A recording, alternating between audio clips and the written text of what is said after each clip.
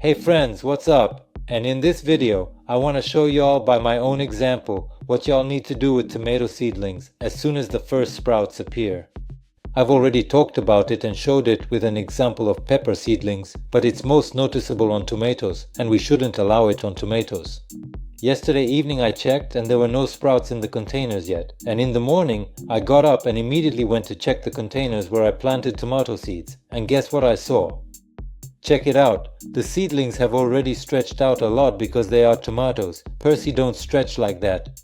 So, without a doubt, when you have the knowledge that the tomatoes will begin to sprout soon, and it is easy to calculate because the tomatoes generally sprout approximately on the 5th day after planting them in the ground.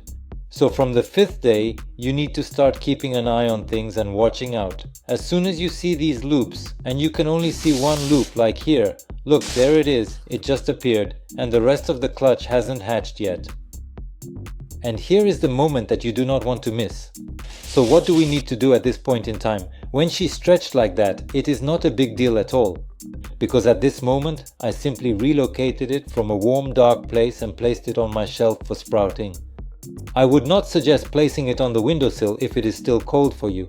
This is because the seedlings on the windowsill can become cold quickly, as the temperature on the windowsill is approximately 5-6 degrees Celsius lower compared to your room. And also on the windowsill, right on the damp soil, a fungus called blackleg starts to form, and your seedlings will quickly be affected by it.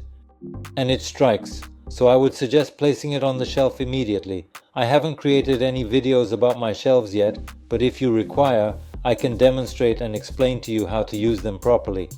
Here I will have one seedling, and here already another seedling. As you can see, all the fertilizers I used really help my seedlings. She's growing green and big. The first thing we remember is that as soon as the sprouts appeared, we put them right under the light. And now we're experiencing this seedling until other sprouts appear, which are still here in the ground. They're a little delayed. So now I don't turn off the lights until all the seedlings are eaten, and that's about 2 days. If after 2 days some seed still hasn't sprouted, we take a toothpick and dig up the soil. If we don't find a sprout there, then that's it. Now we can experience our seedlings the standard way, namely 12 hours a day. And at night we turn off the lights, and if we found shoots there, in the ground, it means that the seedlings are delayed and we need to continue nurturing our seedlings, not excluding the lamps completely. And now the seedlings will be receiving light, they will become greener. Now you can see her foliage is yellow and the trunk itself is white. But throughout the day, it gets greener. And also now a slight decrease in temperature, because where I was sprouting my seedlings, it was dark but very warm. Plus 25 degrees Celsius. Now I have 18 degrees in my room. This is the optimal temperature for growing tomato seedlings. When tomatoes are cooked at high temps, they become very watery. They grow up skinny, thin.